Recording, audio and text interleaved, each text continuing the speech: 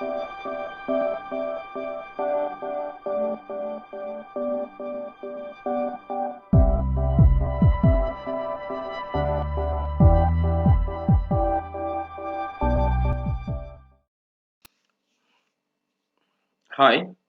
welcome to this video series on how to create an ERC 721 collectible tokens.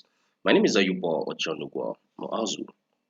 In this video series today, we are going to learn how to create an NFT collectible tokens where eventually we can be able to trade those NFT collectibles.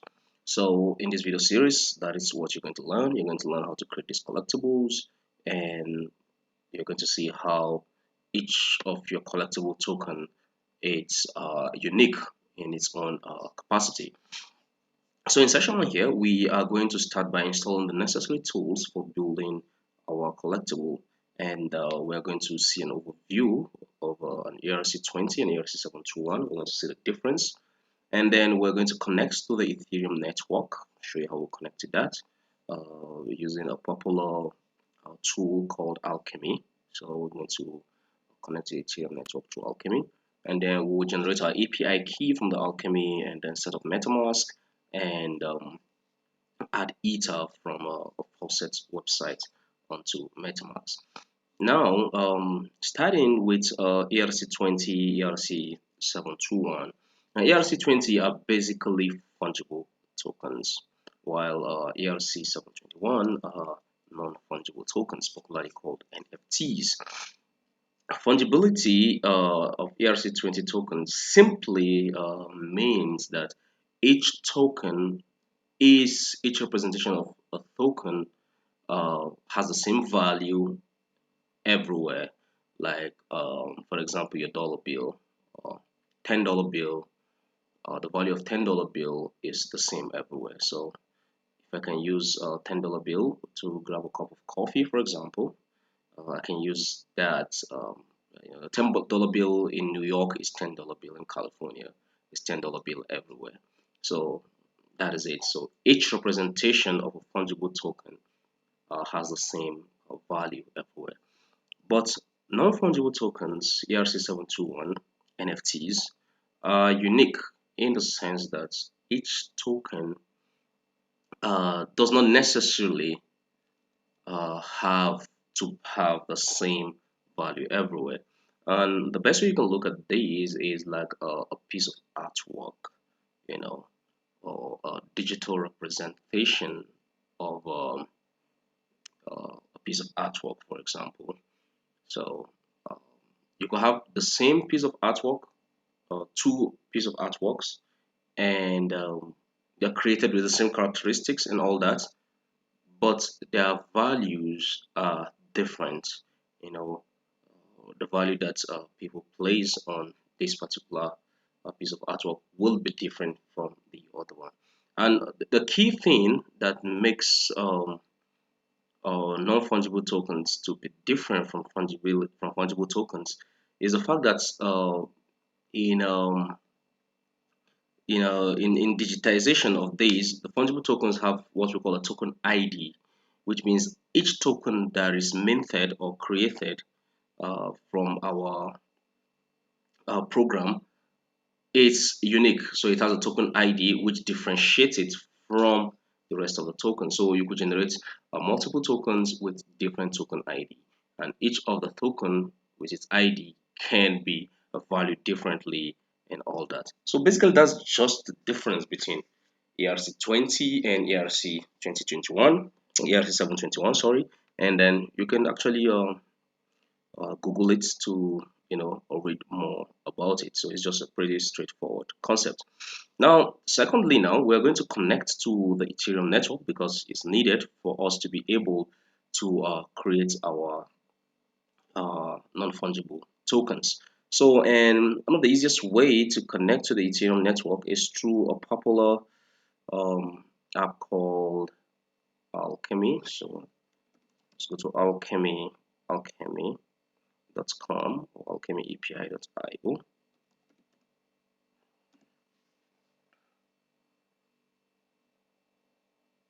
So we'll go to alchemy.com, and then you can see blockchain development made easy.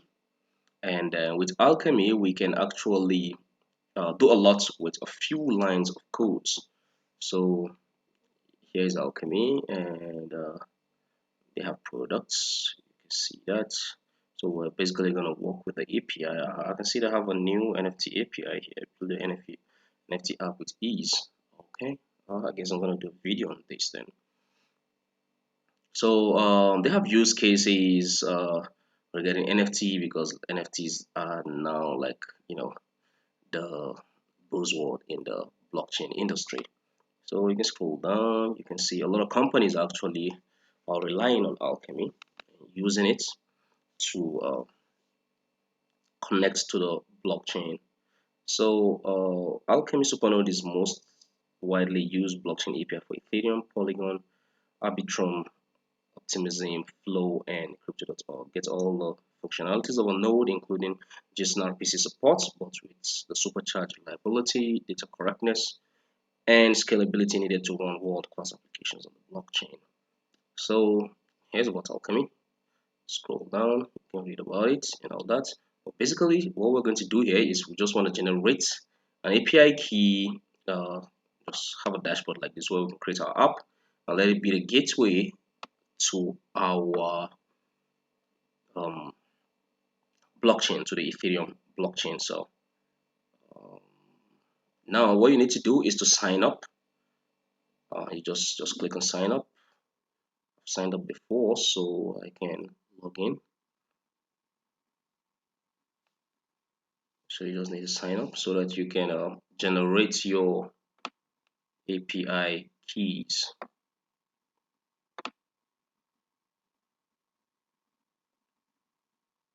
Pretty beautiful websites they have here.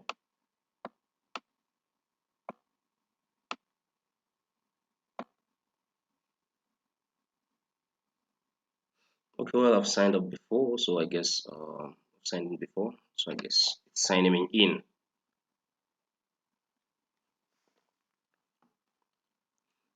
But the registration process is pretty straightforward. All you just need to do is just enter your email and password and all that. So we have this.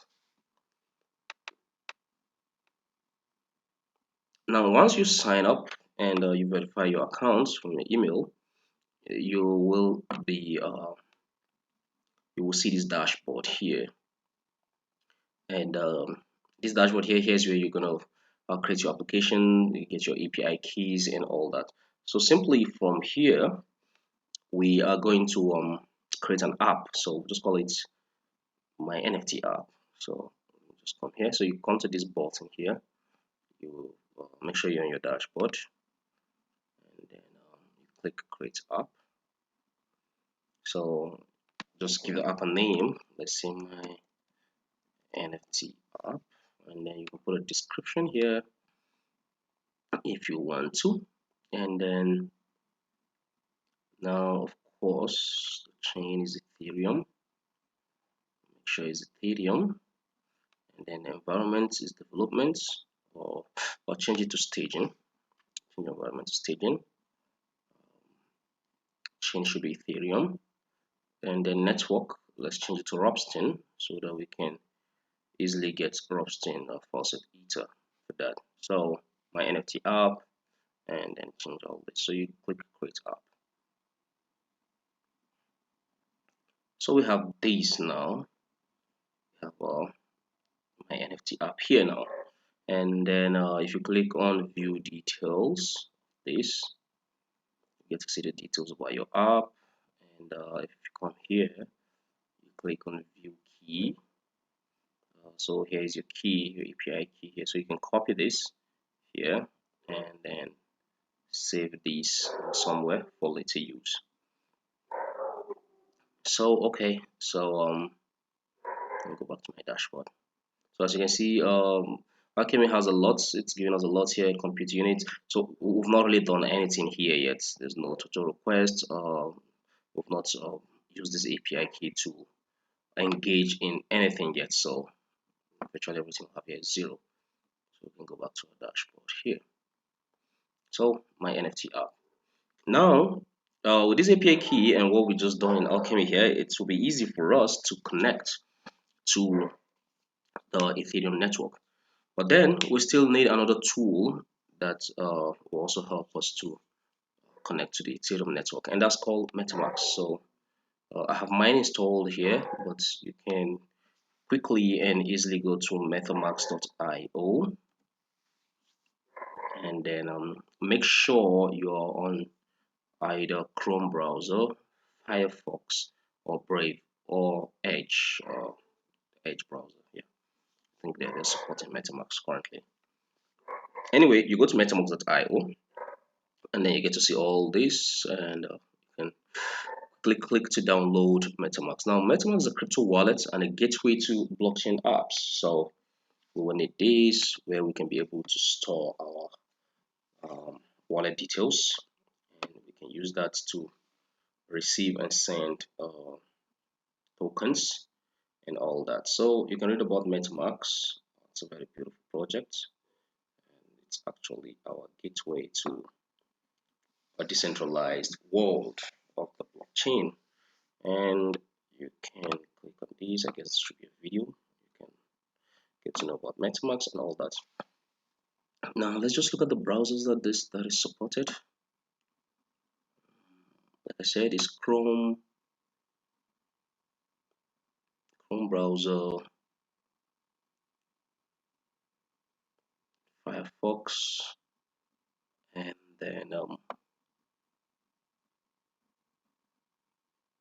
Brave and Edge. Okay, well anyway, you click on download now. Downloading MetaMask is pretty straightforward. And then okay, so here that's detected that my browser is Chrome. Okay, here are supported browsers, actually the 4 supported browsers MetaMask has. Now, once you click on download, installing MetaMask, you can watch my other video. I showed how MetaMask can be installed. But this will generate you a 12 phrase seed word, which you shouldn't share with anybody. You can hide that. It's your it's like your key to this wallet application. So installing MetaMask is actually pretty straightforward. You just click on install for Chrome, and then you follow the procedures that MetaMask is going to show you, and that's easy. Now, once you've done that, you can come to MetaMask. Here, you can log in.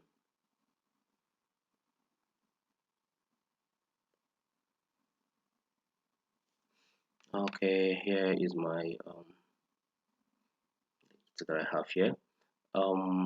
Just show you something. Once you log in, you'll have your account.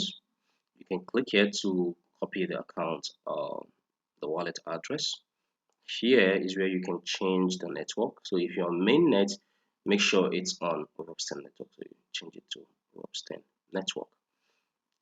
Okay, so now once that is done, copy this wallet address, and then we're going to request for Ethereum Ether, so you can be able to have fake ethers for your development purposes. So for that, you can go to faucets.ropsten.be,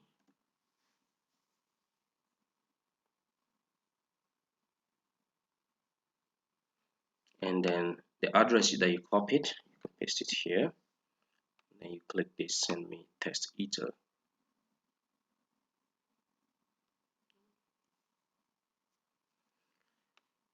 So will be credited soon enough. So the faucet drips 0.3 ether every 10 seconds. So let's check back our account whether we've received that.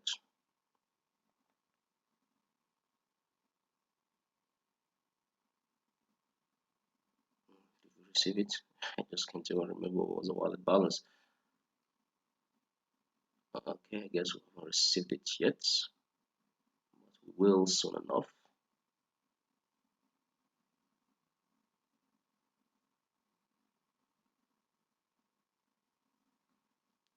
switch between networks to see whether it reflects.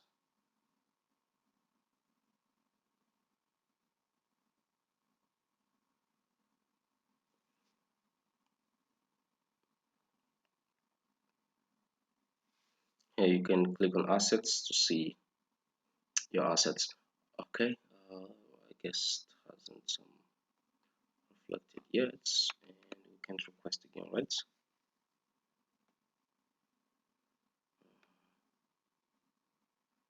Okay, we're in the release period. Anyway, you just wait a little, and then you will have some testnet ether on, because a lot of people are actually requesting, so we just have to wait to be on a queue until we get ours.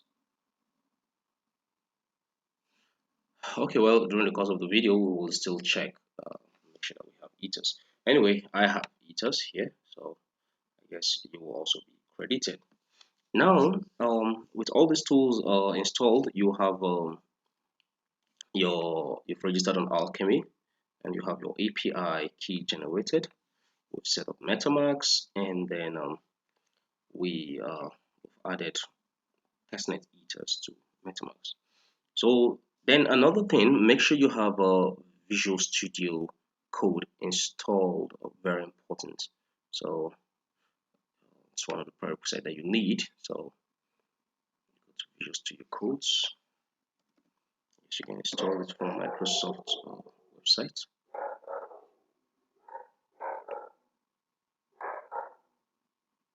So you can just Visual Studio Code, Studio Code download.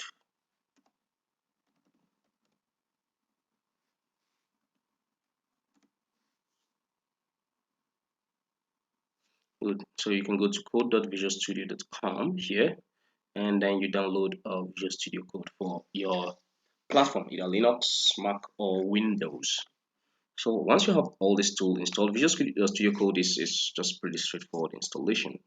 So once you have all this, then definitely we have the necessary tools installed. In the next session, we will start by writing our ERC 721 smart contracts, but we'll see how we'll initialize the project and then see why the alchemy that we just registered with is very important in deploying our smart contract. So that's that for now. Stay tuned with me while we go on to the next session on this video tutorial on how to create ERC 721 collectible tokens. Thank you. Hi, welcome to session 2 on this video series on how to create an ERC 721 collectible tokens. My name is Ayuba Ochanugwa Moazu.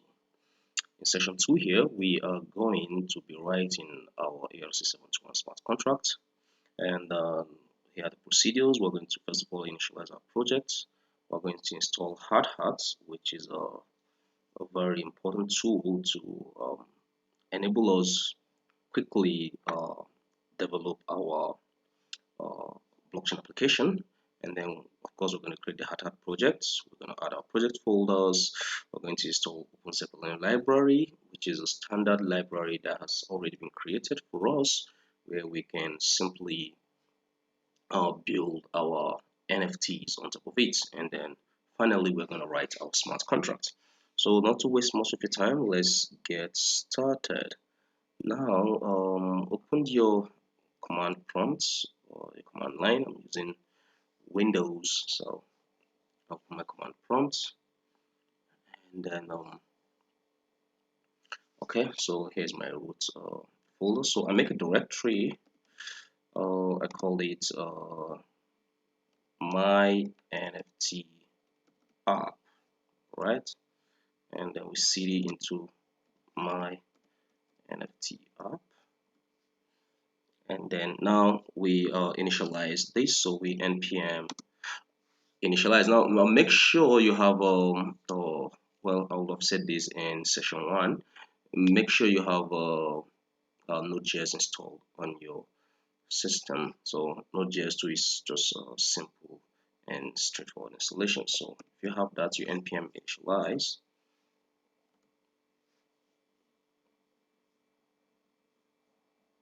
we're starting a new project.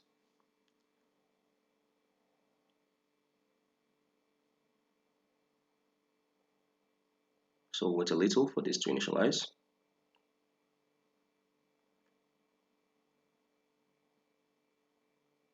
Okay, so you can see the utility will walk you through creating a package.json file. It only covers the most common items. So it's asking us for a package name, which is my NFT app, and then version. Let's leave the version 1.00. Description, you can write any description here if you want, so you can leave it empty. And then entry point index.js, yeah, that's okay. And then test command, let's leave that empty. Repository, let's leave that empty. Keywords, let's leave that empty. And also you can put your name, so I'm just put my name. And our license as CS, we can leave that empty. And then is this okay? So we said yes. Now here's how our package.json will look like. So now we've created our package JSON by doing that we've initialized our project. Now the next thing now is we're going to install hard hats. So make sure you're still inside the folder, my NFT app. So we said npm install --save development hard hats. So you want to know more about hard hats, you can read about it. It makes our blockchain development very easy. So it makes our blockchain development very easy. You can Google hard hats to know much more about it. So wait for hard hat to be installed.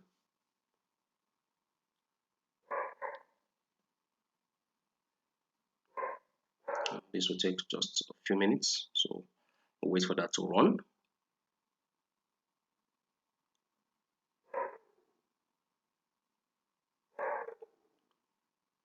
Oh, my dog, she usually like to bark by this time.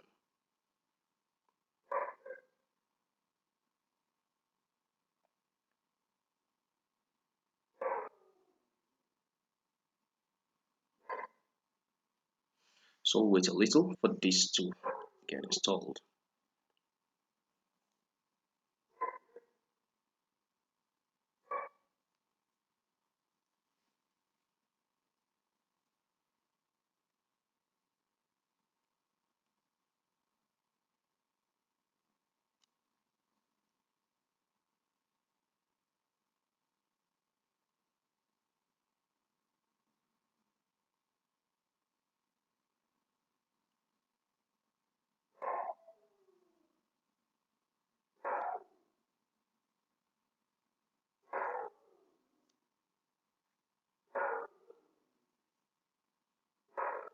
I have to wait for this to install so that I can show you the next step. So it's very important we are patient enough to wait for this to get installed, so we can move on to the next step.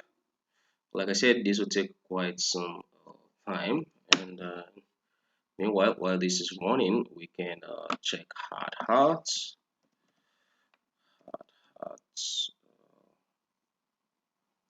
blockchain development. Say hard hat blockchain, so we can read more about it. So here's the official website, hardhat.org, and then we can open this.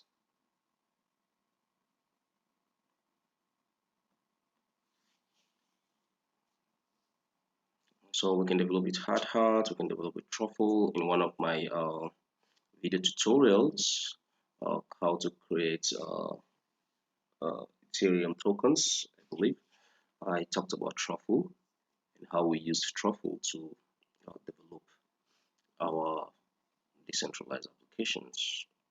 This is taking too long. What's the problem?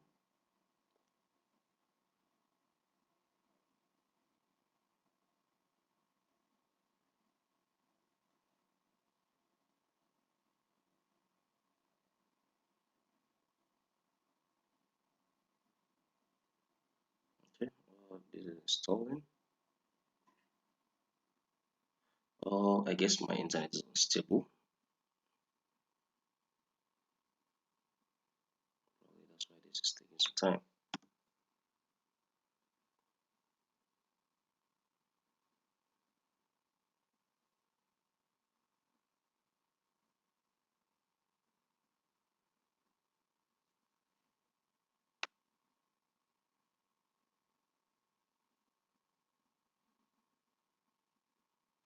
Okay, let me switch over to a more stable internet.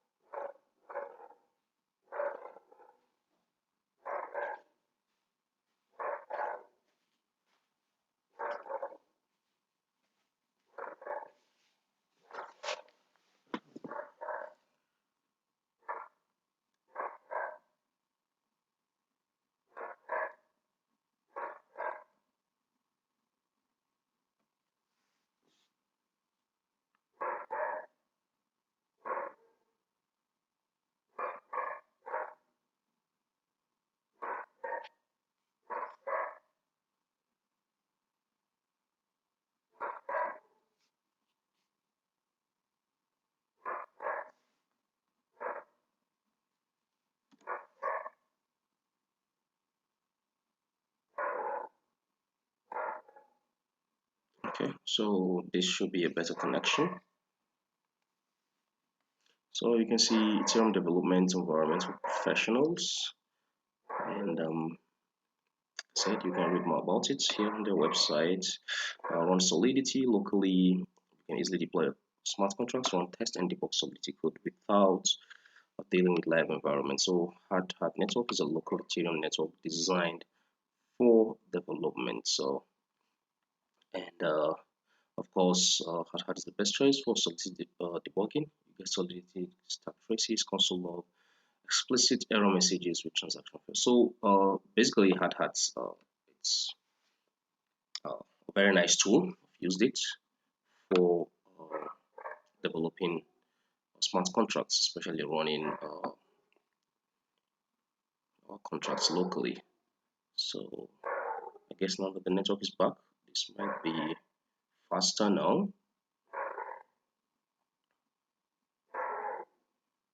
So let's wait for Hard Hat to be installed.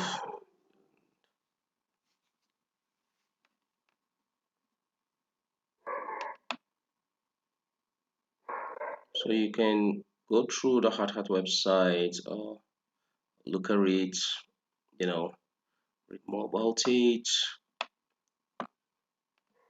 see the people that are behind the project and all that. And of course, a lot of companies are using it. So it's built by Nomic Labs. You can come here to view tutorials in case you want to increase your knowledge on how to use Hard Hat for your blockchain development.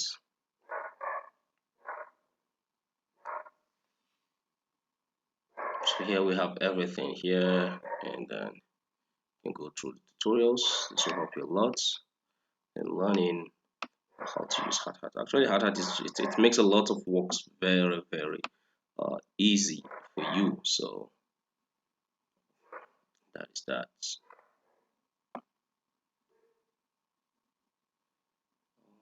While we're still waiting for this to install, like I said, this might take quite some time, and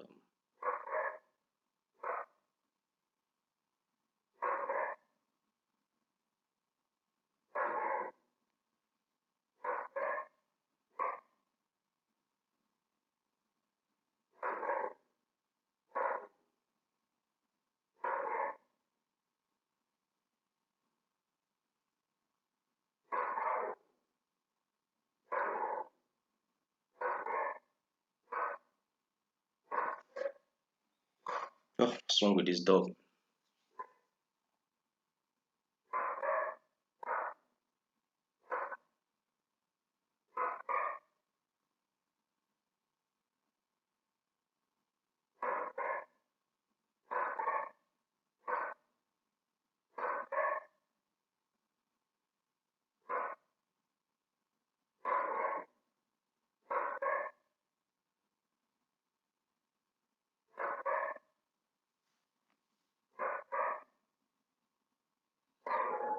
Okay, so this is installing now.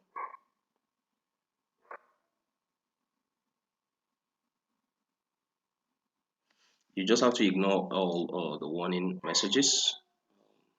Just ignore that.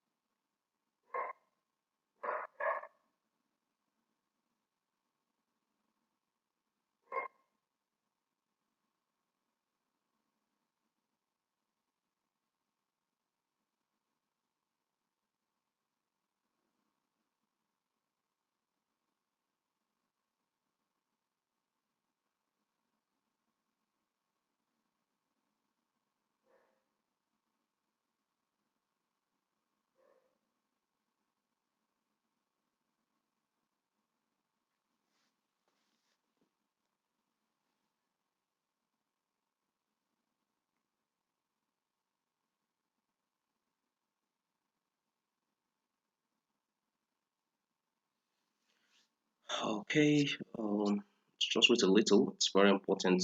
This step should be done.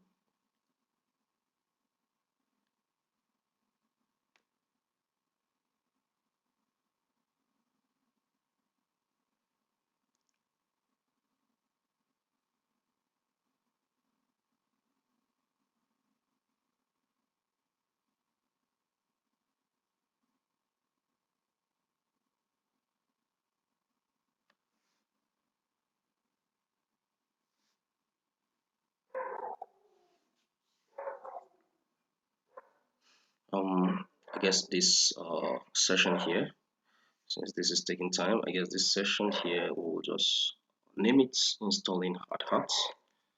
You can see writing our smart contract, installing hard hats before we properly write smart contract in the next video.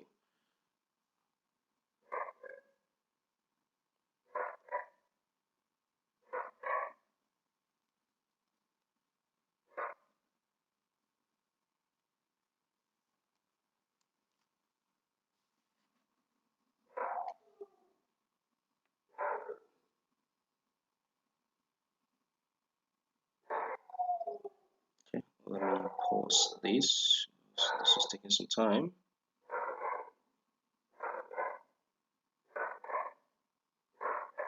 Okay, not this.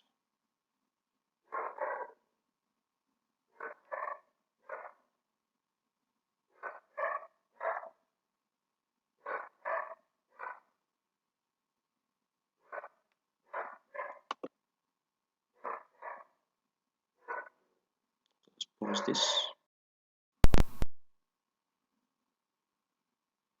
So now we continue with this. We have hard hat installed now, and then like I said, just ignore all the warnings. So the next thing we need to do is to create a hard hat project, and to do that is simple. Let's say npx hard hats, and then this will quickly create a hard hat.config hard hat project for us, where we're gonna have the hard hat.config.js. So what would you want to do? So we're gonna create an empty hard hat.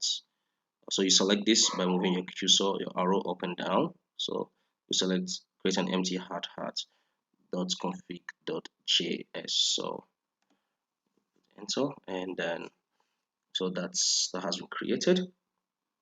Now so Now we're going to add our project folders. We're going to have our project folders. We're going to have contract folder and script folder. Now the contract folder is where we'll put all our contract codes, especially the ERC 721 codes. And then the script is where we will deploy and interact with our contracts. So to do that, we just say make directory, call this contracts.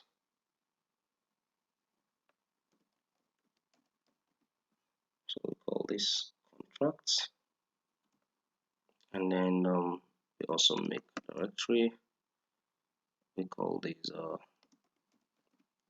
scripts, right? So we have our contracts folder and then our script folder.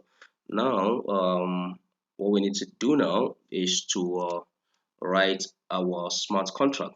But before we write our smart contract, let me introduce you to a library called OpenZeppelin.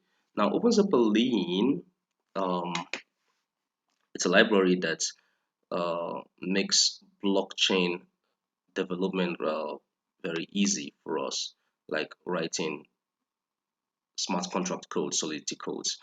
These are libraries that has already been designed, tested, and you know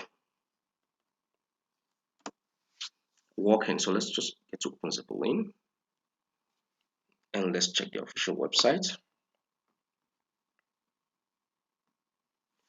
and then let's quickly see what OpenZeppelin is all about.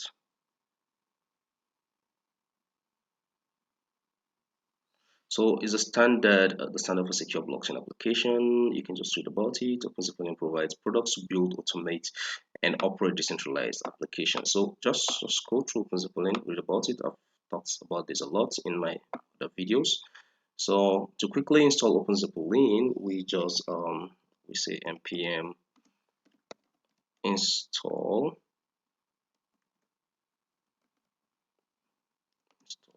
at OpenZeppelin. Now we install this in our contracts folder. In our contracts folder.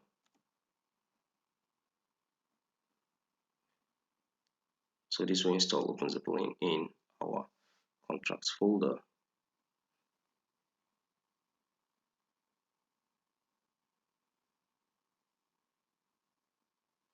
So this might take quite some time now. So let me pause this video here. The next video we are going to start creating our we're going to start writing our smart contract properly. So OpenZeppelin will be installed now. So thank you for watching. Okay, good. So this has been added. So OpenZeppelin has been added. Now thank you for watching. Welcome to session 3 on this video tutorial on how to create an ERC 721 collectible tokens. My name is Ayubo John. In the last session, we were writing our ERC 721 smart contracts, and we were able to install the necessary tools to enable deployments, compilation and deployments easy at the end of the day. So we're able to install hard hats, and then we're able to install OpenZeppelin library onto our project. Now we're going to continue with writing our smart contracts. This will be writing our smart contract part 2, and here we're going to fully create our contract and then connect MetaMask and Alchemy to our project, install ethers.js, and update our hot config file. Now all along, if you've been following this tutorial, your folders is supposed to look like this. So here is where I have everything, my NFT app. So you can see we have it here. We created this contracts folder, which currently is empty. There's nothing there. So that's where we're going to store our smart contract .solidity file. Now here we have node modules here where we install the necessary dependencies like OpenZeppelin. You can see this is the full library. You can open that and you can get to see everything here. So if you click on token, you could click on ERC 721 we'll have a lot of ERC 721 samples here. This is the main ERC 721. We have other extensions like burnable, enumerable, possible, URI storage, and the rest. Now, all these different versions or different types of ERC 721 depending on the use case. So if you go to the Open Zeppelin website and you go to, let's look at it, you go to library, okay, good, you go to contracts, I guess it should be here.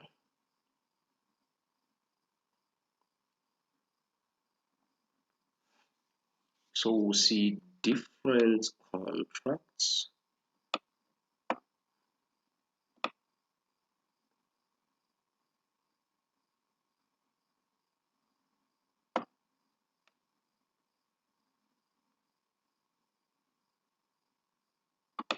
I'm trying to find the contracts. Okay, let's check docs.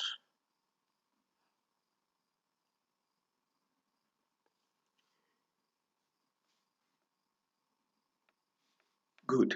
So here you're going to see a lot about different kind of contracts, standard contracts that OpenZeppelin has created. So if you come to ERC 721 here, and of course if you check with the installation and all that. So ERC 721, you can read about it.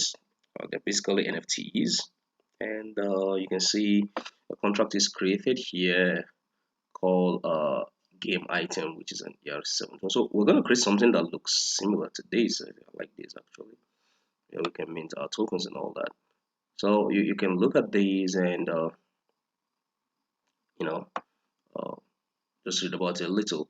So they said we've discussed how you can make fungible tokens. Of course, that's ERC20. But what if not all tokens are alike? This comes up in a situation like real estate or collectibles, where some items are valued more than others due to their usefulness, rarity, etc.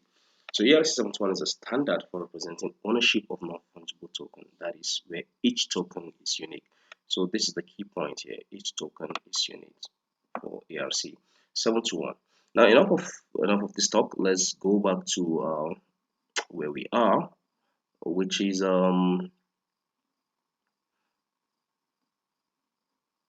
writing our smart contract, right? So to do that, it's easy. Let's create let's go back to our console here, and then let's cd into contracts, and then let's create a file called my nft.sol. Okay, fine and good. Open Visual Studio Code. So open your Visual Studio Code. I've done this before, so let me click file, open folder. So we open that folder that we have.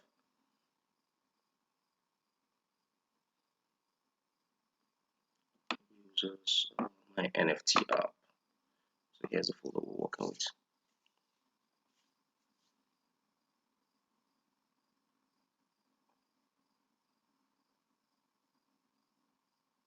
So open this on your Visual Studio Code and open the folder.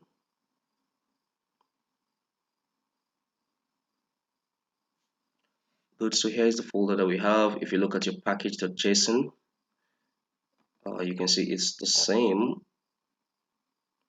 when we're initializing the project and PM initialize. And then you can see the author. Here's my name. Probably you should put your own names. And you can see we have dependencies here, hard and then open Zeppelin contracts. Now come here to this contract folder and then create a file. So just create a file called my nft.sol. So just say my nft.sol. So we're going to create the contract codes here. So my nft.sol is in the contracts folder. Now, if you go to open Zeppelin here, if you look at an example of a contract, an NFT contract, you can see. So let me just do some simple explanation here. To write a contract, first of all, you start with Pragma Solidity, and then you tell it the version of compiler you want it to use, which at this point of shooting this video is 0.8, 0.8.0. And then you can import the contracts that you will need to use in your uh, contracts. In your own, you can inherit standard contracts like URI storage, counters, and all that.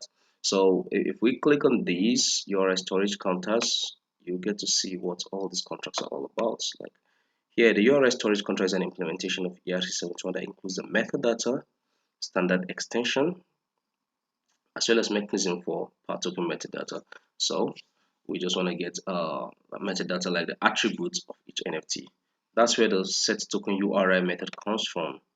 We use it to store items metadata. So basically the URI storage contract is to store items metadata.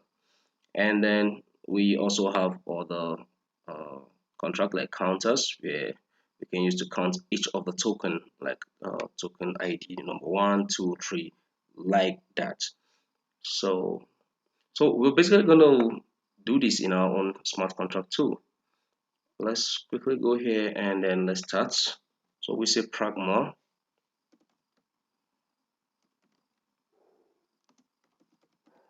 Solidity. We are using 0.8.0, same like that. Now we're going to import these smart contracts. So I think I can just copy them because we'll need them. So I can just copy this. Just want to modify this contract a little. And then we will also need a ownable contract for our own. So we also need an ownable contract, and ownable contracts can be found in a contract access folder. So then ownable contracts, so I can just copy this, Control C this, and then I change it a little. Contracts access. Here we have ownable. Right, by importing all these from OpenZeppelin. Then the URI storage, we have that, yes, ownable. Okay, then we also need the ERC 721. In fact, that should be the first thing. ERC 721 contract, which is like the main contract. Okay, let me change it first. That's under contracts token, ERC 721. ERC 721. And then ERC 721.sol. ERC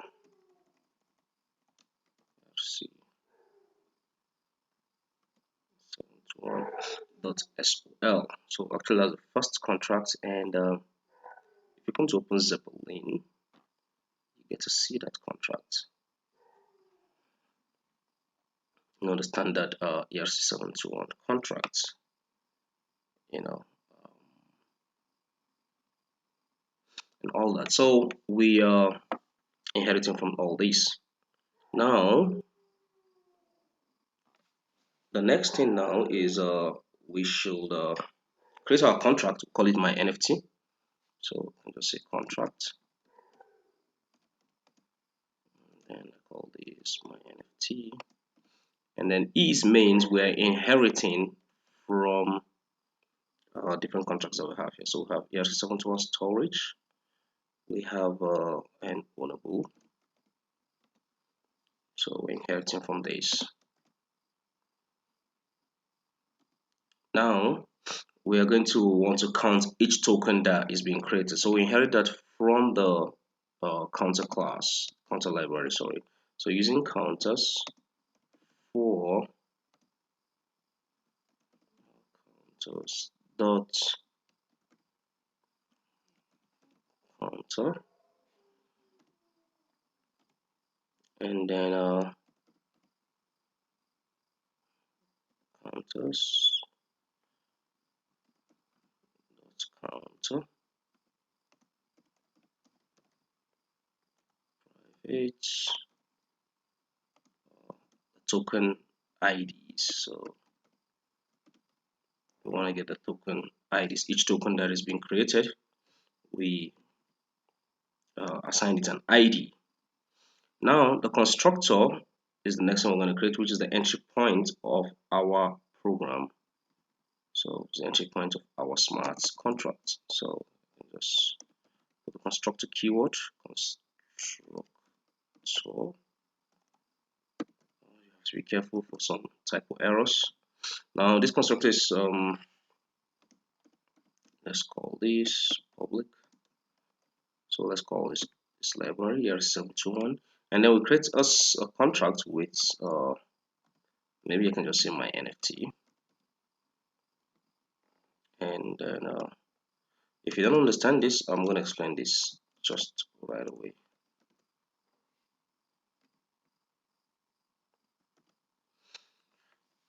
Now here is what I'm doing. If you come to open Zeppelin, go to ERC721 here. We have different versions of ERC721, but these are the core implementation. Like for a contract to be called ERC721 standard, it must have these functions: balance of, owner of, a safe token transfer from, a safe transfer from, approved, get approved, uh, set approved for all, is approved, and the rest. And you also have these events where we can transfer, approve, and all that. So you can see if you go through it, it says a lot on how we can use these. So these are the standard of how an ERC721 contract should look like. Now, in initializing the contract,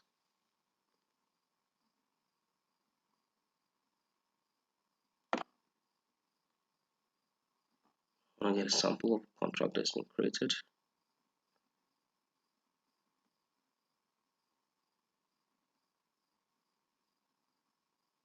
So that you get to see.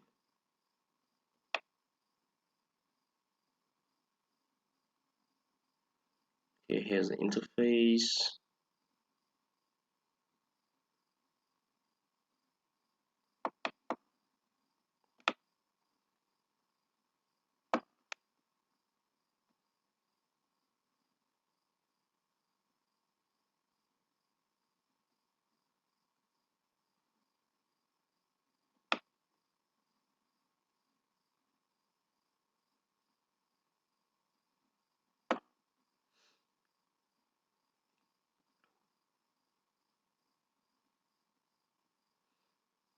I'm just trying to get the page where this contract has been created. Anyway, what we're doing is similar to this actually, and this is a constructor for any ERC721 standard contract. This is a constructor. We get the NFT name and then the NFT symbol.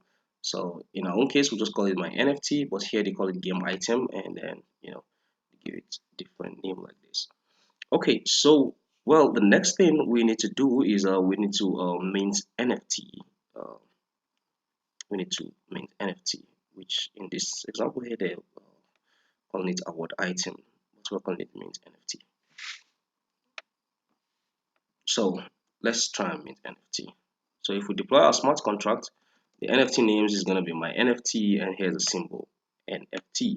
So let's create a function called mint NFT. Now, following the standard, we have address, we call it the recipient of our NFT, which of course will be your Ethereum address. Then the token URI,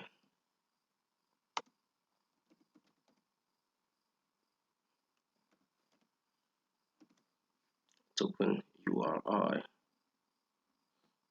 and then let's make it public. Only owner. This is because we are inheriting this from the ownable smart contract. And then UINT 256. So same way with what they have here. Okay, but as because we have we inherited owners smart contract, so we have only owners here. So we are going to increment our token ID for each NFT that has been created, and we're going to mint our NFT. So it's basically the same thing that is here. So I can copy all these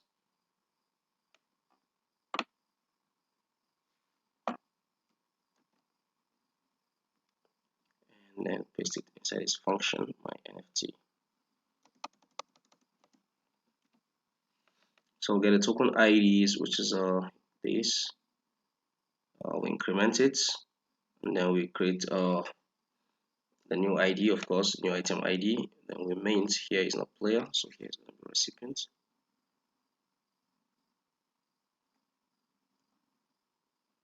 Here going to be recipients.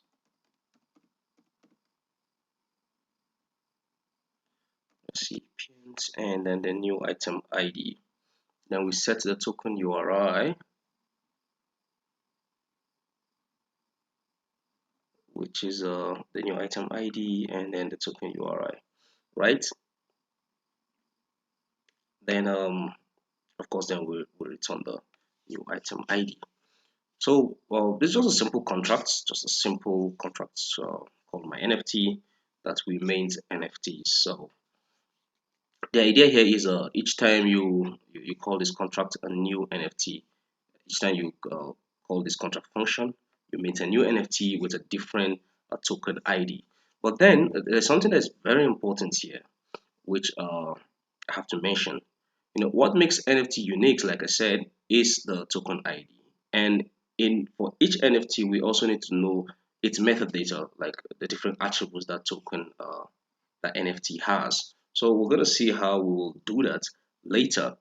So now we're able to create this contract. Yes, called my NFT.sol. You can save this. Go right ahead and save this. Then the next thing now is for us to be able to connect MetaMask and Alchemy to our project. Now we're going to safely store our private key and Alchemy API key to an environment file, this env file. So we're going to do that. And to do that, first of all, we need to install this. So we cd out of this place. Then we install npm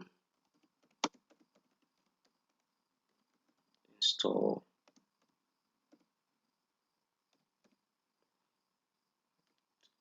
env.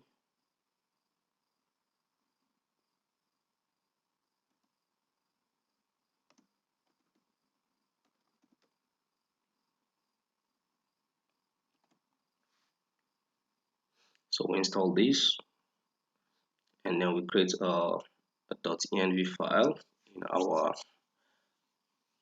project directory.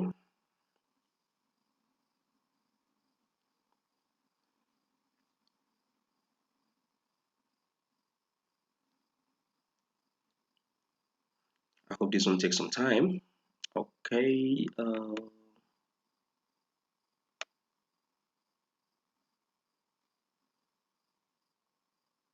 What is the error?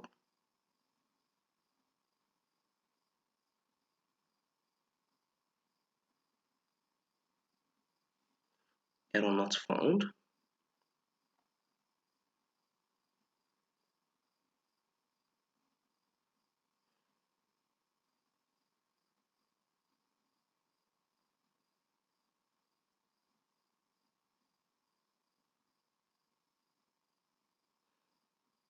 Okay. Let me check this out. Just pause this video and check this out.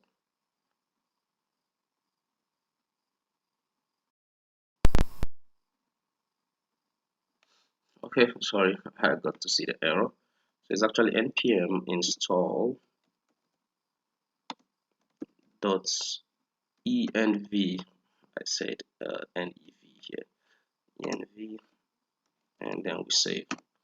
So that we store our environment variable. So we'll install this, which is pretty straightforward.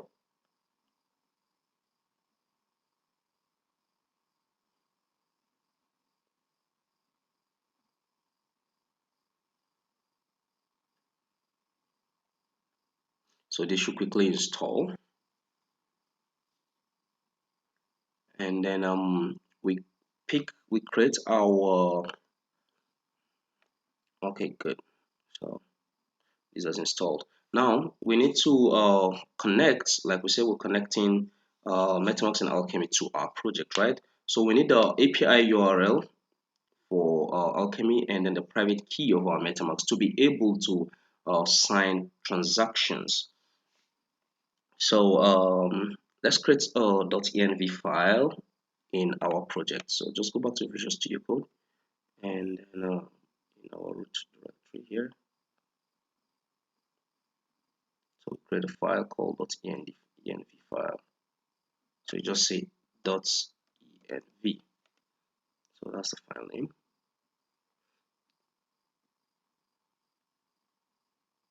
Oh, not here, not in the contract folder, sorry.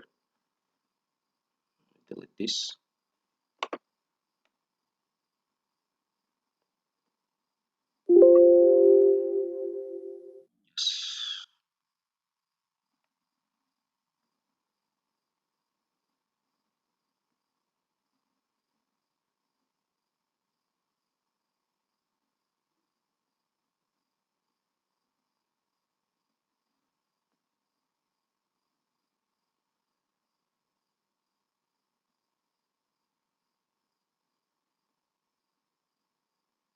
Yes. Sometimes getting to create stuff from new files like this. Good. That's in the contract folder.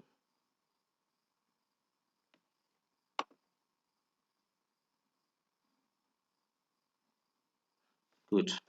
.env.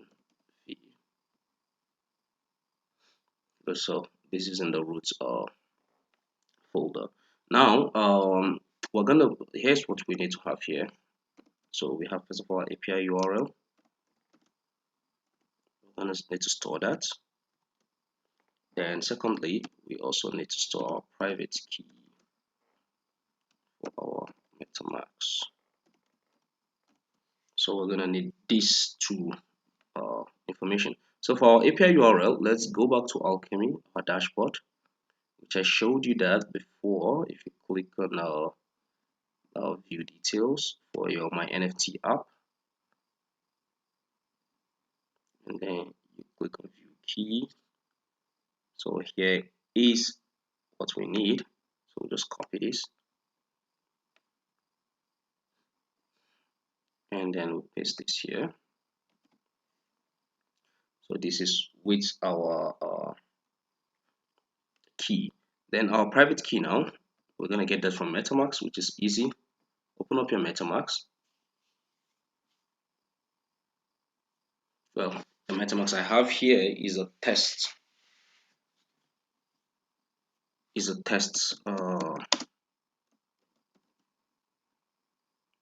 use this for development purposes, but it's still okay not to display your private key. But I'm going to show you how you get that.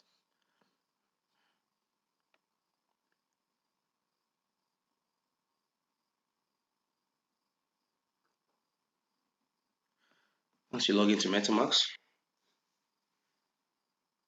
for quite some time.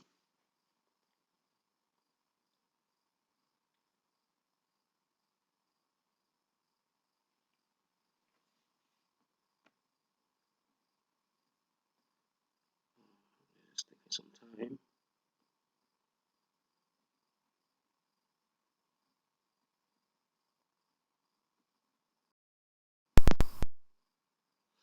Okay, so then you go to your account here, you go to these three arrows, you go to account details,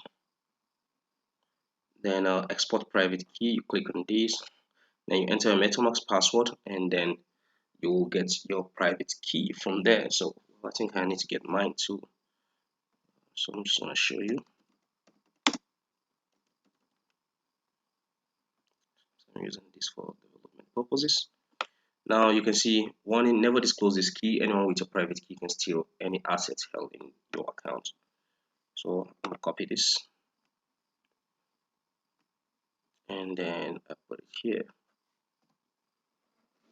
Now this is all we need to be able to sign transactions from the blockchain. Now we have this, so let's save this, save everything.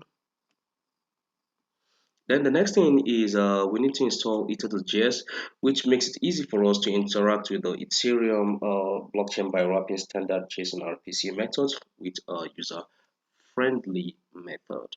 So to do that, it's easy to install ether.js. Is easy. You go back to command prompt, and then you say npm install --save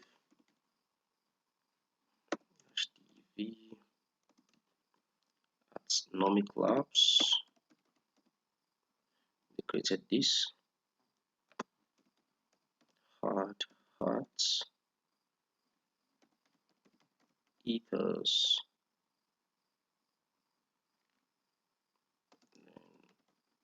ethers at 5.0.0.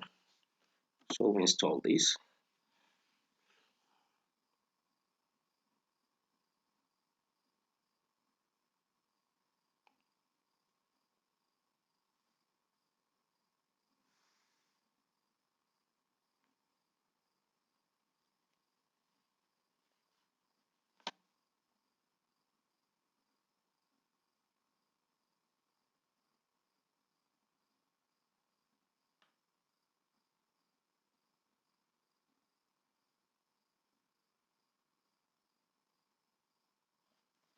Okay, so this will install completely, and then we'll move on to the next session of this video, where we will update our hardhats.config file. I'm just trying to see how I'll minimize our time on this video. So we need to update the hardhat config file.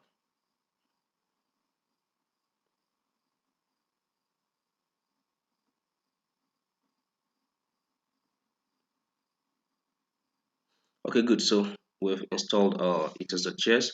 Now, well, let's quickly update the hardhat.config file. So let's quickly do that, and then come here. Here's it.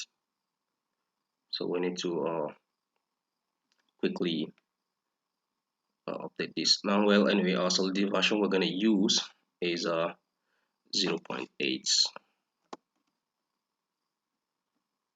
So that's the first thing.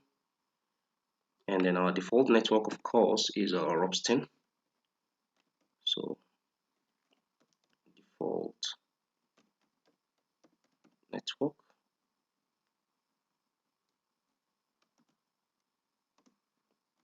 is the Robston network.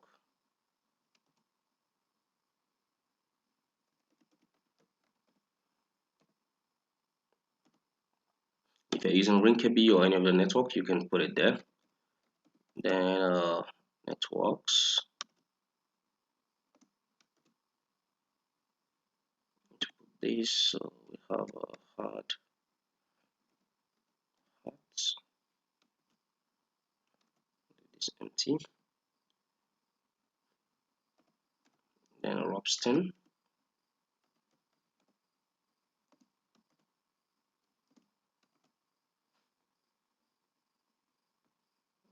Everything looks similar.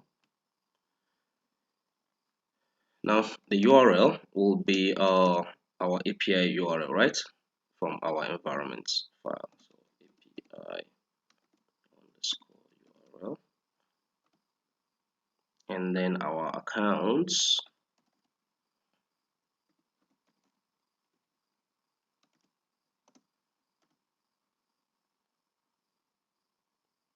will be this by dollar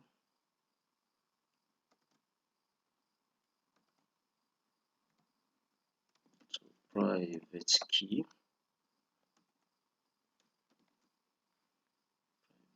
underscore key.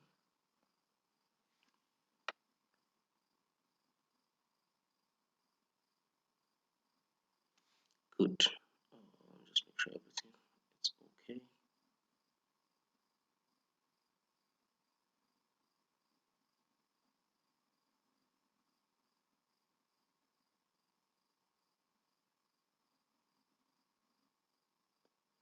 Okay, and this.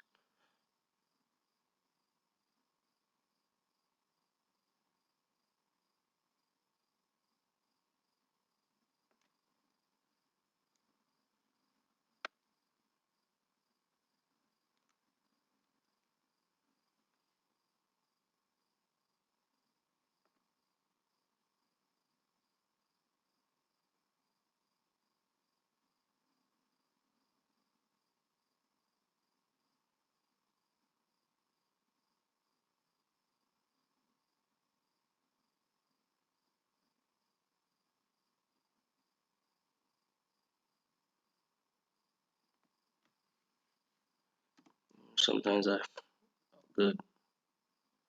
Just want to make sure that everything is okay. You know, let's call it praises. Yes. Okay, so we have this. This is for Austin, and then this is for the networks, and then this is for our module export, right? Okay, but we need to do some importations. Need to import some statements. Which the first one is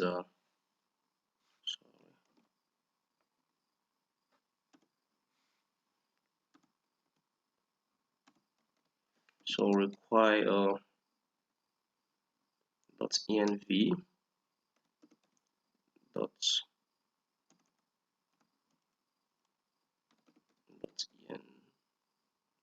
env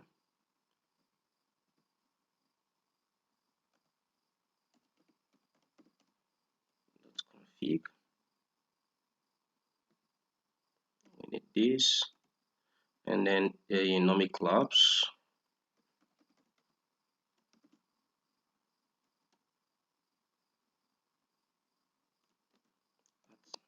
Nomic labs hard hats eaters. Good.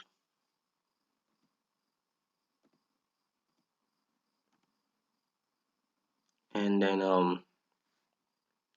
we need to have this declare these constants, const API URL that we used here, and our private key. So API underscore URL, and then private underscore key.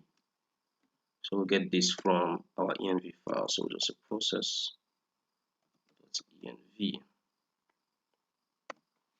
So I hope there's no error here, and it should be okay. So now we have been able to update our hardhat.json, that's hardhat.config.js file, to be able to know which network we are going to compile and deploy this contract to. Oh, I'm getting an error here.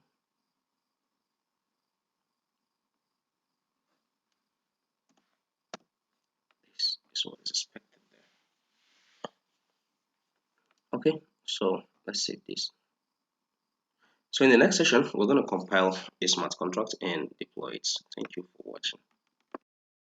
Welcome to session 3 on this video series on how to create ERC 721 collectible tokens. Actually, this should be session 4. So yeah. Okay, so now in this session 4 here, we will be compiling and deploying our ERC 721 smart contract using hard hats. Then this is quite different from the previous projects that I was doing, writing and deploying smart contracts via Truffle. Here we are actually writing and deploying our smart contracts via hard hats. So if you recall in the last session, we were able to write our smart contracts. We were also able to update our hardhat.config.js where we define how our uh, uh, config.js file would look like all the network it should use, the default network, which is Robstin, and all that. So now here we will be compiling that smart contract. Then we'll be deploying it. So we cd into my NFT app if you're not in it, and then what you just need to do is you npx hard hats and we say compile. So this will compile our smart contract. But before we do that, if you go to my NFT app, you can see we have these folders: contracts, node modules, and scripts. So once we're able to compile successfully, we're going to have additional folders, the compile folders and the rest. So we'll just press enter to compile this. So we'll just wait a little for this compilation to be done. And then after that, we will write our script for deploying the uh, smart contract onto the Robstin network. So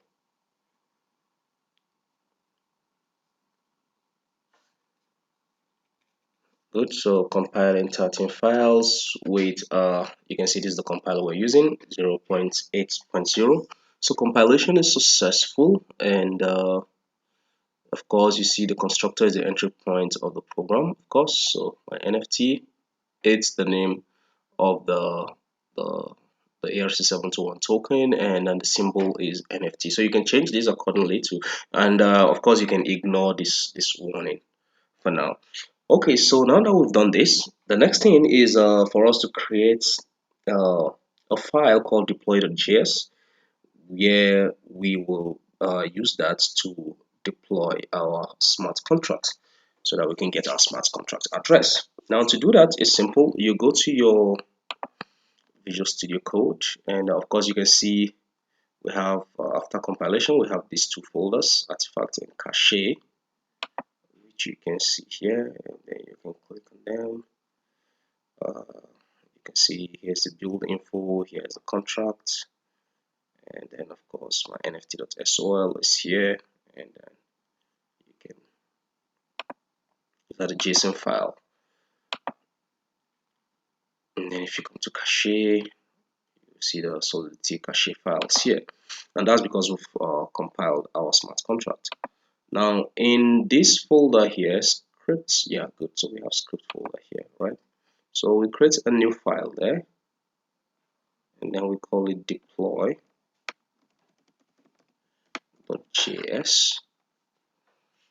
And then here we are going to write the deployment script to be able to deploy the smart contract. So let's start with the async main function. So async,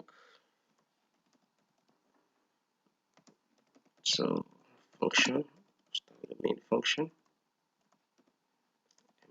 main,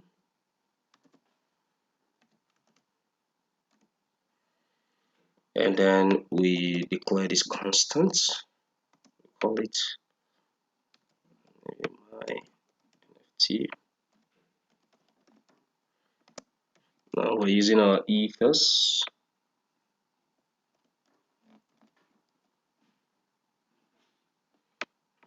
get contract factory, sorry.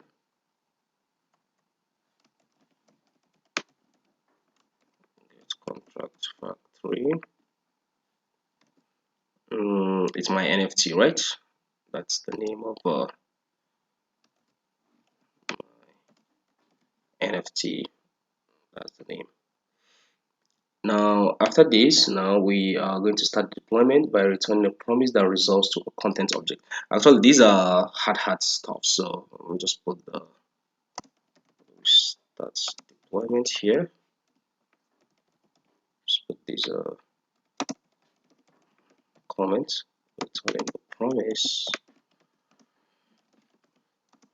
that resolves to a content object.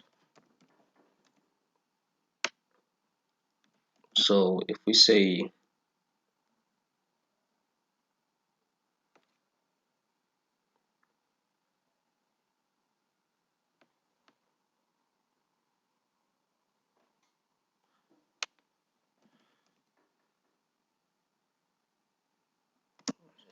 my NFT, do this small later. So await my NFT and deploy, yeah.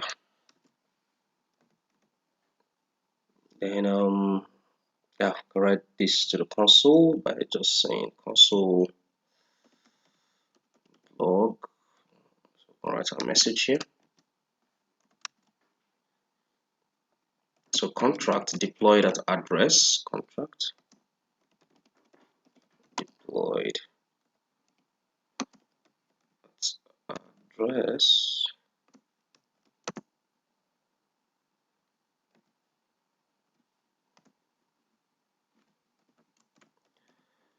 my NFT dot address. So get the address where it's being deployed.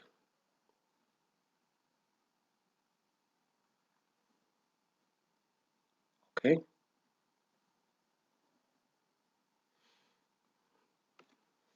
Now that's all that we need to deploy this. Okay. Then we now write the entry points main, write these, and then we can just dot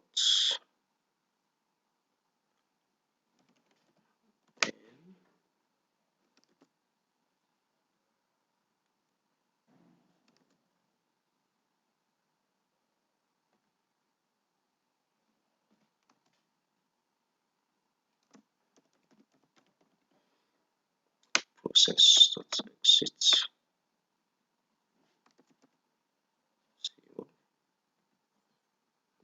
Catch if there's any error, catch it here. Catch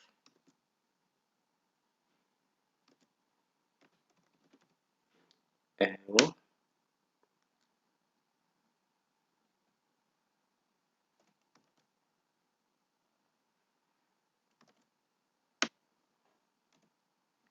So catch it on the console. Console error. Put in this error parameter.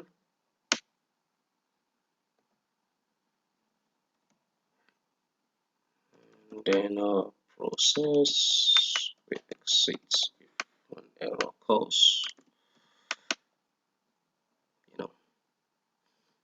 Okay, so that is that about the deploy.js. So all we need to do now is just deploy this onto the Ropsten network and grab our contract address. So let me see all this. Okay, so now let's deploy this, and we hope everything is okay. So let's deploy this to the Ropsten network. So we'll just say npx hat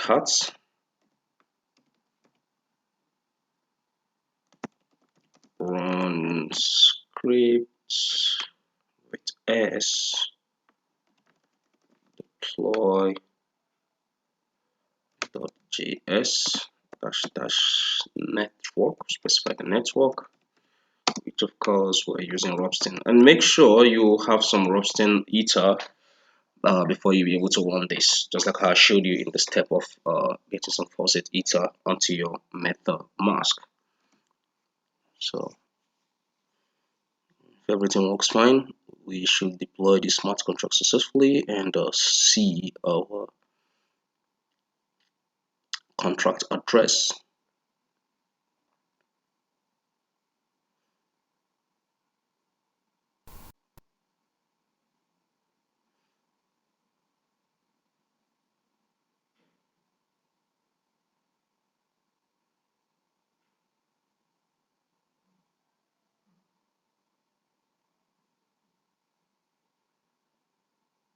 So let's just wait a little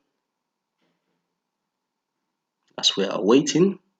Good, so our contract is deployed successfully, and here's our smart contract address for our NFTs. So you can copy this and save this somewhere, or you can check it on your um,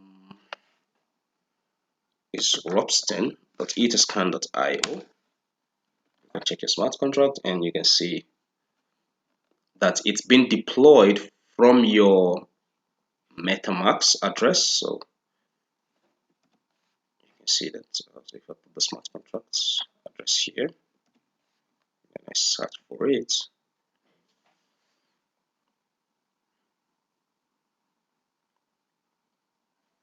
good. So it's deployed 52 seconds ago from here. So this is my MetaMask address, which of course you can check and verify, and you can click on it.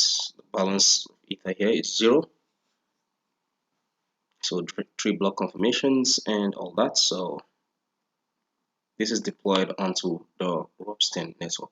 Now this thing applies seems to cover network and every other network. All you just need to do is to change the network is to change the network name in your hard.config.js. If you're using main network, just change it to main network here, or Coven, or any other network that you are using. So, and then once you're deploying it again, you make sure that you deploy to that network you are using. So you can see hard hat makes deploying smart contracts onto the blockchain, Ethereum blockchain, very seamless and easy for us. So now we're able to deploy our NFT. Now the remaining thing now is for us to be able to mint these NFT collectibles and display them maybe on our MetaMask or on a web form or any other way we choose to display them as collectibles. So we're able to mint this smart contract, and remember that this smart contract that we wrote, we can actually come to contract by nft.sol, we can actually mint NFTs, which is this function here, line 15. So actually mint NFTs to recipient address and then to the token URI.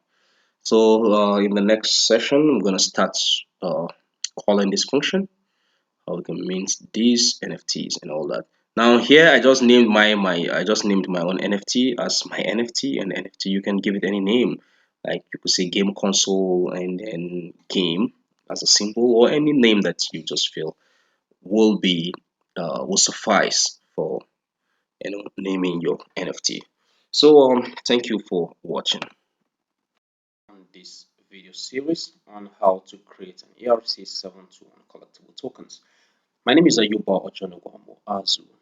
In session 5 here, we are going to be minting our NFT collectibles. Now, if you recall, in the last session, we were able to deploy our ERC721 smart contract, and then we were able to generate our smart contract address. And we did all this by using hard hats, which makes writing and deploying smart contracts on the Ethereum network seamless and easy for us.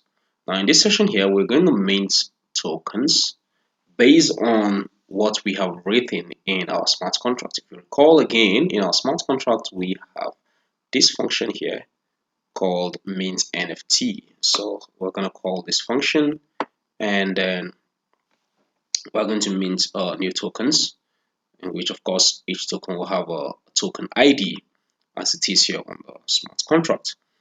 So the first thing, we're going to install Web3, which is similar to Ether.js because it enables us to talk to the Ethereum blockchain via our web interface. So we're going to use Web3, and we're going to use the Alchemy um, Web3. So to do that, we uh, install Web3. So make sure you're on the root folder of your app, which is my NFT app, and then npm install Alchemy. So Alchemy Web3. So we install Web3, and then so once that installation is done, then the next thing is we're going to create a mint nft.js file, and then we're going to create this file in our script folder. So let's just wait for this to be installed.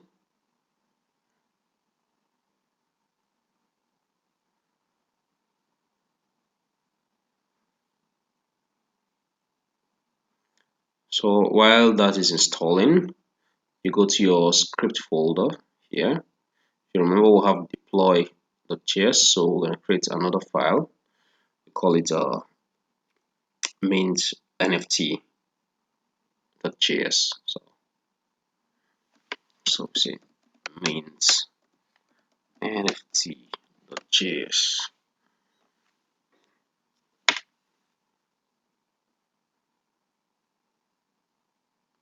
So good. So here it's where we are gonna write our script to enable us to mint NFTs. So wait for this to install. Now another thing is let's look at our .env file. Okay, and then we're going to configure our NFT metadata using IPFS. If you remember, in the smart contracts here we have token ID, in which I said something about it, token URI, sorry, in which I said something about it that we could actually define our NFT metadata here. So you can actually do that using IPFS. So your NFT, you put your NFT image there and some other metadata that's related to that NFT. So while this is installing, I think we can quickly um, configure that. So, and one of the tool we can use is you go to app.pinata.cloud. So you go to app.pinata.cloud, you sign up, and once you sign up, you will be shown this interface here, and then you click on this upload, and then you upload a file.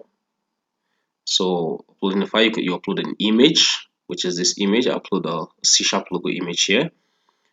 Then secondly, we're gonna create this file nft metadata.json, and then you're gonna upload that.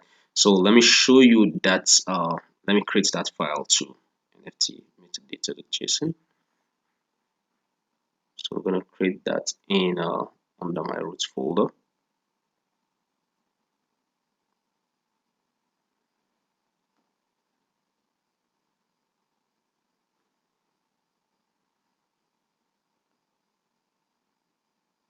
So nft NFT metadata.json.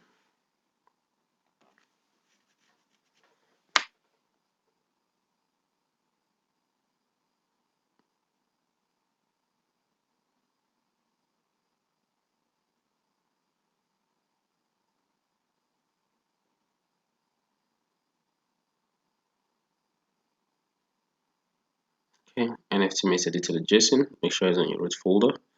And so this is the metadata that I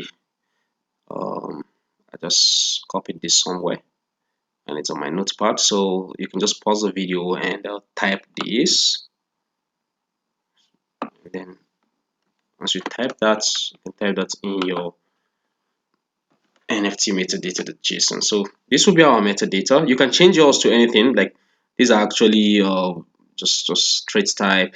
These are just actually metadatas. Breed, multiple. You can change anything. You can make yours to be anything. So this is actually about dogs. So this is just about dogs. And this image on peanut data tool. It's a nice image of a dog. So but you can copy the CID here of the C# logo if you want to display that. So I can copy this here, and then I can change this value, this last value here.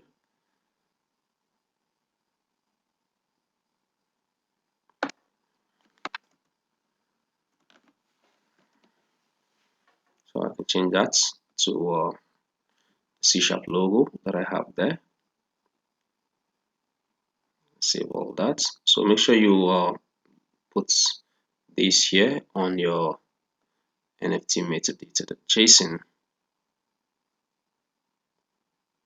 So once you do that, then you go back to your Pinata cloud, and then you click upload again, and then you upload the NFT metadata.json. So this is where we upload our metadata details. So just click on these and then upload file, and then upload the metadata.json here. So that way we have uploaded the NFT metadata to IPFS, and then we will now find a way to reference this in our scripts to deploy to be able to mint NFTs. So once you're done with that, let's look at our installation. Okay, still installing. Let's see what we can do while that is happening. Okay, so the next thing, we update our .env file. Let's look at our .env file and see what we currently have. So currently we have the API URL, we have a private key, then what we need is the public key, or the Ethereum address that will be minting this NFT. So what we need to add, we say public underscore key. So you go to MetaMask and copy that. So you copy your Ethereum address from MetaMask.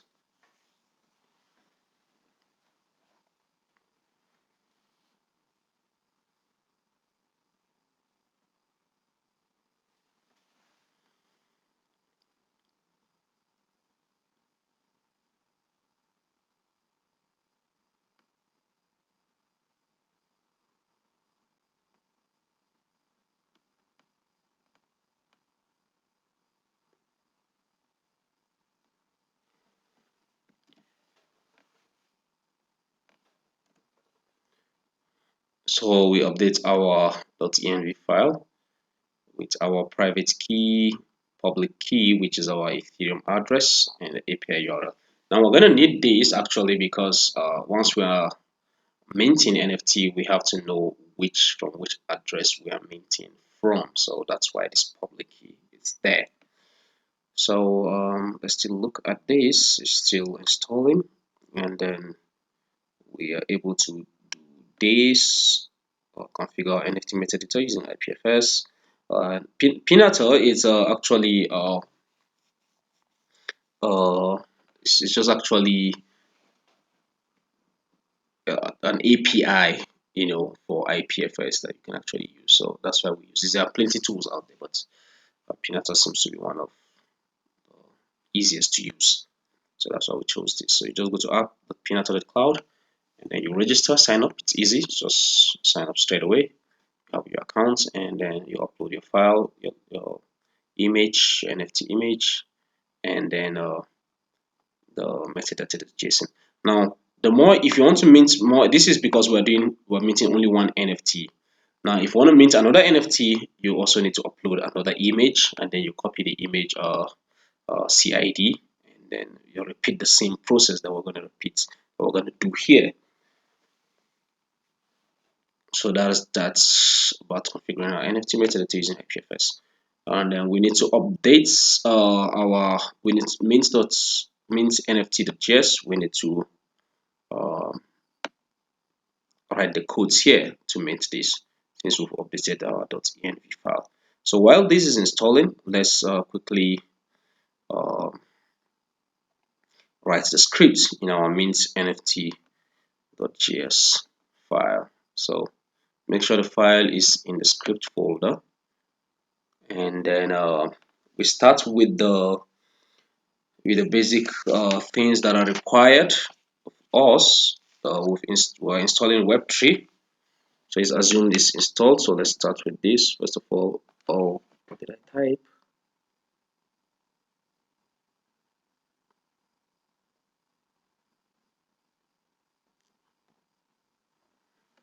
Okay. So we start with this .env.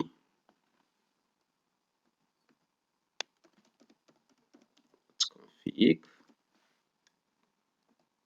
We also require the API URL. API underscore URL. So we get that from process .env .api underscore URL. Then we also need the public key and the private key. Sorry, here we need, this is not required, sorry. We're declaring this as a constant.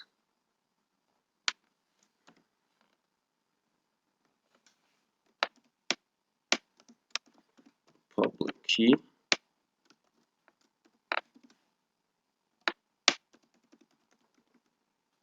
Process.env.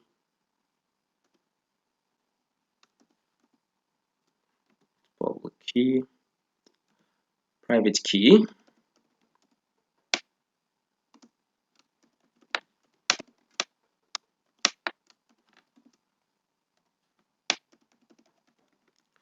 Process.env. Private key.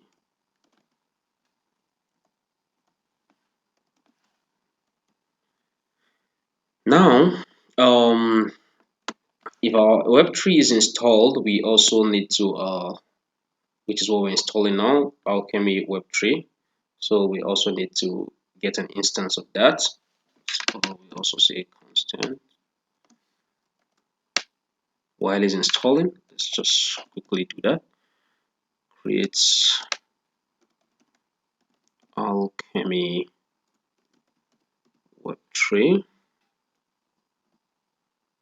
And then of course it requires what we're currently installing. It is LCH Alchemy Web3. And we declare an instance of a Web3. And then we create the alchemy.web3 and pass in our API URL. So we call this create alchemy web3, passing in our API URL that we've gotten from our .env file. So now we also need to get the ABI, because to interact with any smart contract, you need to know the ABI of the smart contract. ABI stands for application binary interface. And then we also need the smart contract address and then the nonce. Now the API, what Alchemy does is it stores the ABI for us here in artifacts,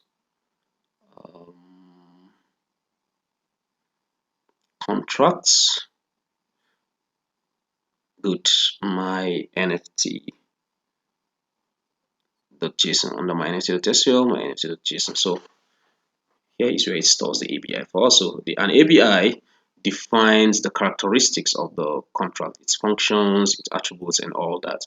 So here is everything about our smart contracts, which once this is compiled into bytecodes, the EVM machine, the Ethereum virtual machine, can convert this to bytecode and you know, read our smart contracts. So here's our ABI. So we can close this.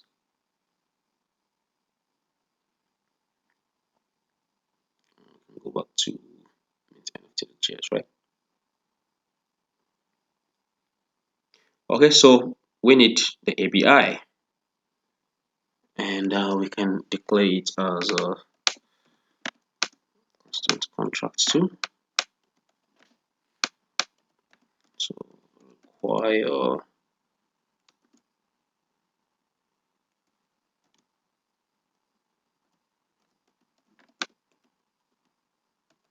artifacts, contracts,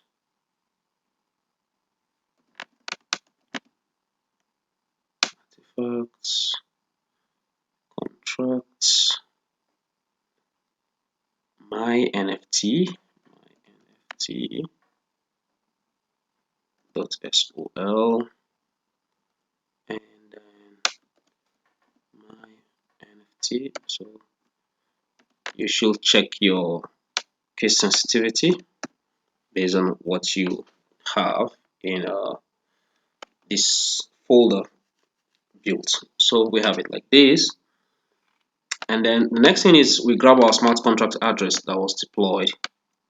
So contract address, and then we deployed that, and we were able to display somewhere here. So here's our contract address. So we grab that, we add it here. Then we also declare the NFT contracts. NFT contracts. So we can use that to get the functions. So new web3 ETH contract. Make sure the C is capital letter there.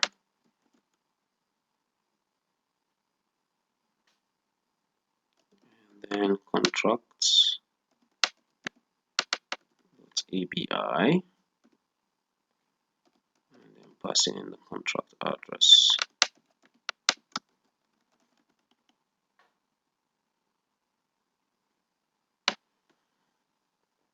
Okay. Now we call the function now, the mint NFT function that we have in our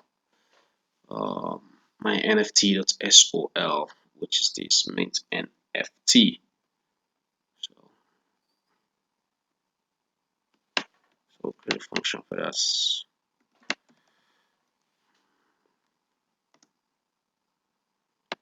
Sync function. So say mint NFT, and then what's the parameter? What are we passing in mint in NFT?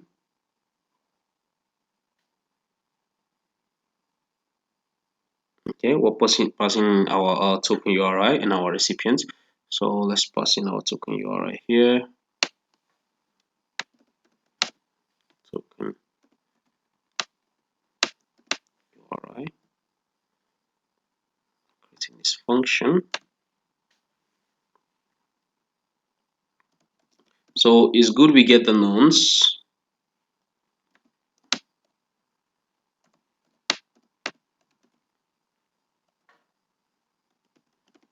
Wait, web3.eth gets transaction.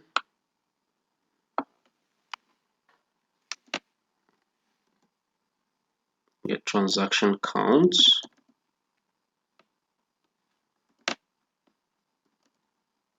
So passing in our Ethereum address, of course, which we define as public key. And then we get the latest nonce. So we say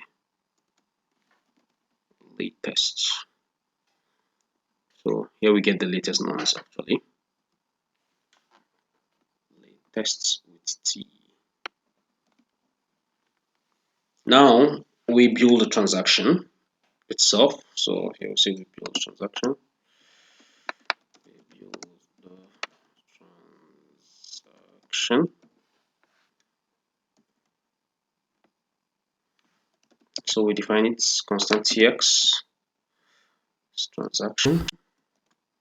So of course we need the from, the address we are minting from, to contract address, the nonce, and then the gas we're willing to pay, and then the data.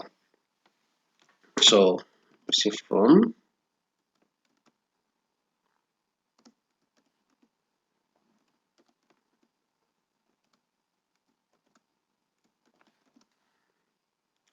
public key to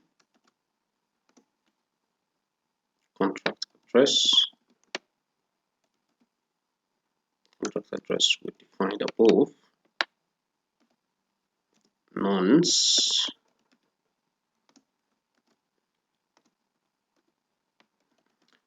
we defined above. Gas, so let's put enough gas, so 500,000 GUI, and then data. So the NFT contract method. So we get the methods here, which is mint NFT, passing in the address, which is here, passing in the recipient address and the token URL. So in this case now we're minting it to our Ethereum address. So just go back here, which is of course our public key.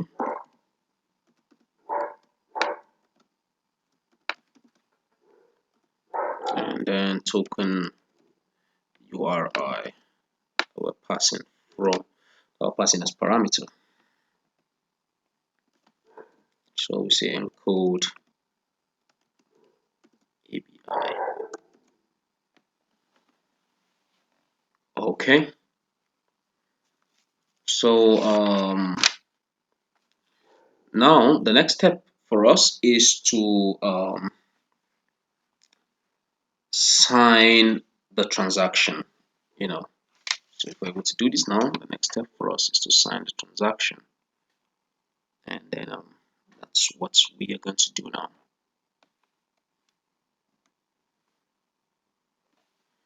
Next step for us is to sign the transaction.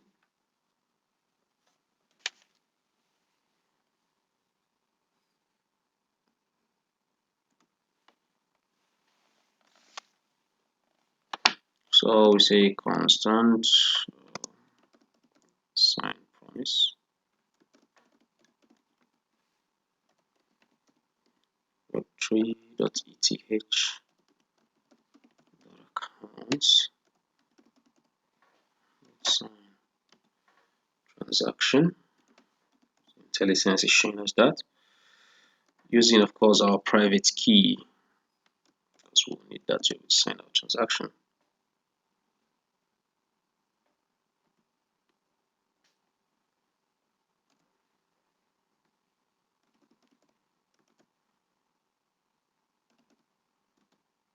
Sign promise.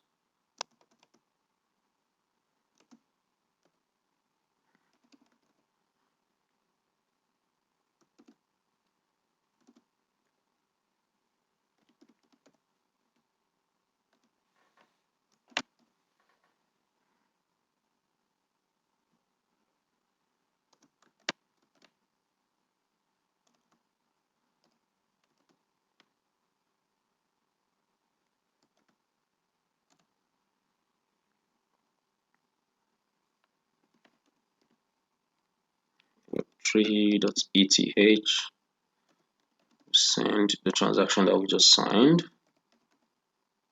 signed transaction.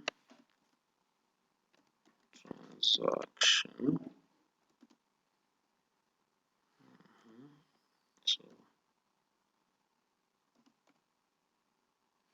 signed tx draw transaction. So we'll check if there's any error or if it's successful. So there's an error or it's successful, we get the hash of it. So if there is no error, the transaction is successfully signed. Then you can display this in the console. You can say console.log.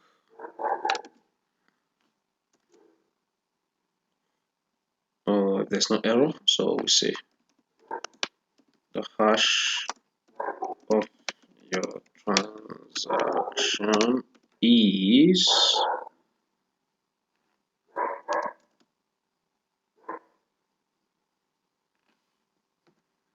and then we pass in the hash, right?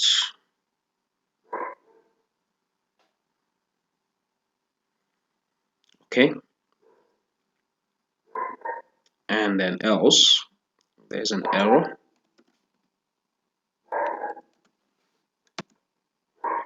We say console.log.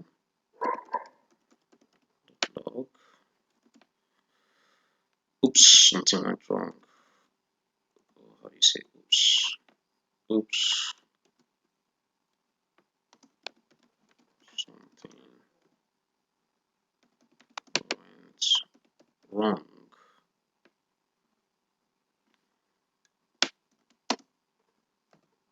And then we display the error message.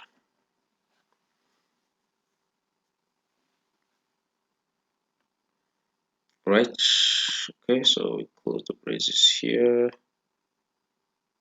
we close this, we close this.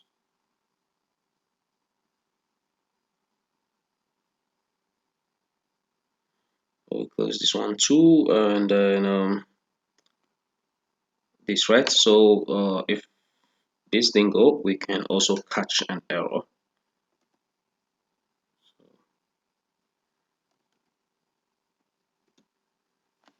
Also catch an error.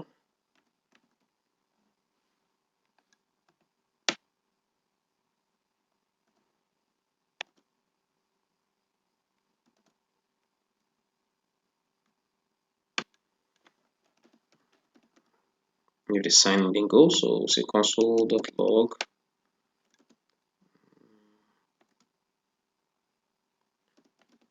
promise failed.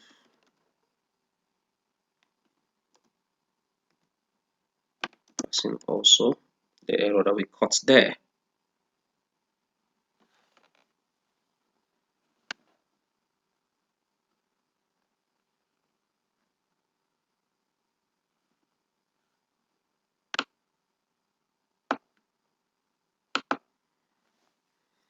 Okay, so close all that. Okay, disclose these, and then yeah, of course disclose these.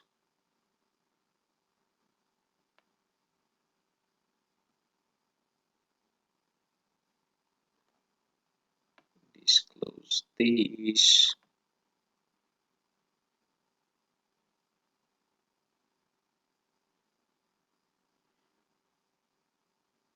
Then disclose these.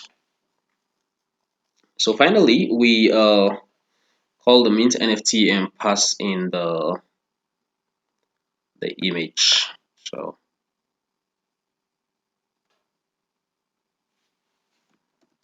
say mint NFT. Just hope I didn't do any mistake in these codes that I'm writing, especially closing the braces and all that. freelancer.com. And then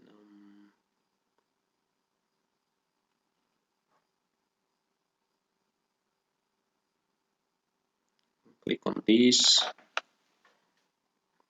You can get the details.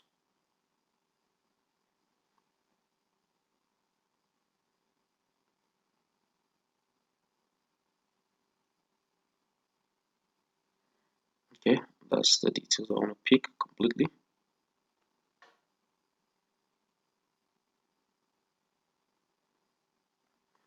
Okay, this is the image here, so I can just pick this URL. This is the image I uploaded, C# image. So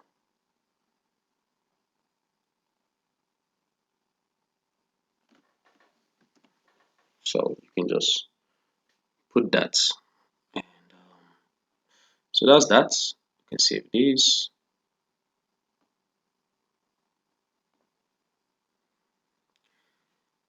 Now that we have this, the next thing is just for us to deploy our script. So it's just for us to mint our script rather.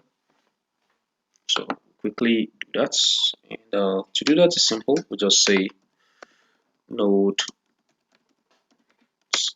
script folder. So mint nft.js. We hope there is no error. When there's an error, probably it will be typo error, which I'm going to upload the codes to you. Okay, what am I saying?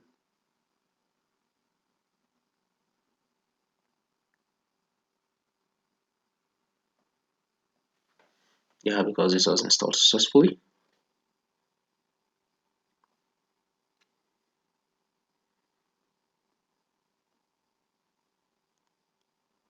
Means nft.js, right?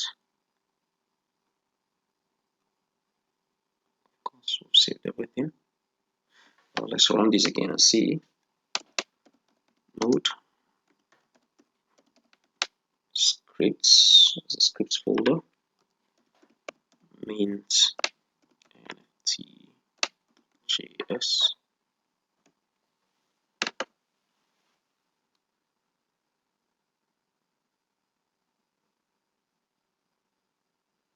Okay, I guess this has minted. The issue now is I'm not really getting this message, so probably I'm missing out something. Anyway, let me pause this video and then we'll look at that in the next video. Thank you for watching.